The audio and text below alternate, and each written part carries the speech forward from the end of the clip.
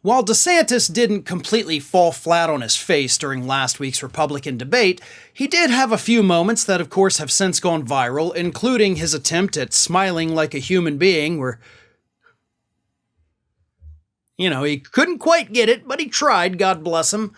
And then he had his weird statement about China where he said, I would have support in China to be able to take China and be able to do what we need to do with China.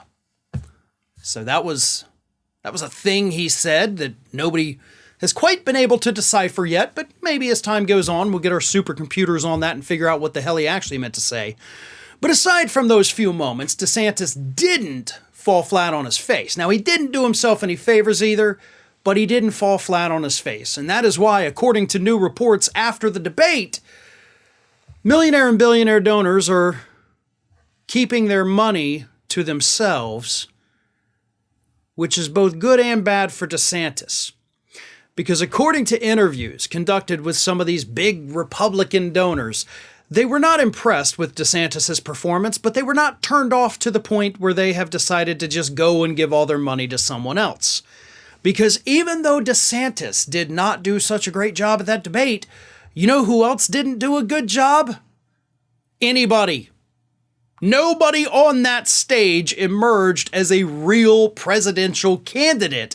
And that's why these millionaires and billionaires who were already ready to move on from DeSantis, they still don't like him. They're not giving him money, but they're also not moving on yet. They're waiting, according to one of them, for his campaign to just completely implode. And then they'll start giving money to somebody else. Until then, DeSantis doesn't get it. These other folks don't get it. But they really want to give away all this money.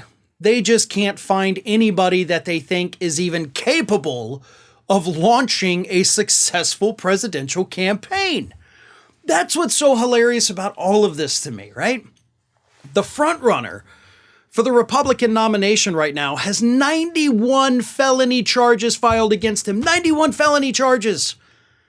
And in this overcrowded field below him, not a single leader has emerged. Not a single real front runner. Yeah, DeSantis is technically polling in second place, but his polls are relatively stagnant. He's not doing much of anything. He got a 2-point bounce after the debate. That's not going to last long. He's got crises after crises coming down here in Florida. Things are not going to go well for him as this week progresses. But nobody else is stepping up to the plate either. All these Republicans throughout all the country, and not a single one of them can even act like a leader for a 90-minute or 2-hour debate or however the hell long it was. It felt like an eternity. None of them could emerge as a leader strong enough for the big money donors of the Republican Party to say, you know what? That person's a good candidate. Let me shower you with millions. And they'll pour money into almost anybody. But they didn't like a single thing that they saw on that debate stage last week.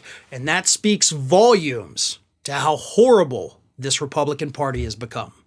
Ring of Fire has fresh content 7 days a week, so if you want to be reminded about it, don't forget to subscribe to the channel, hit the little bell to be notified every time a new video goes up.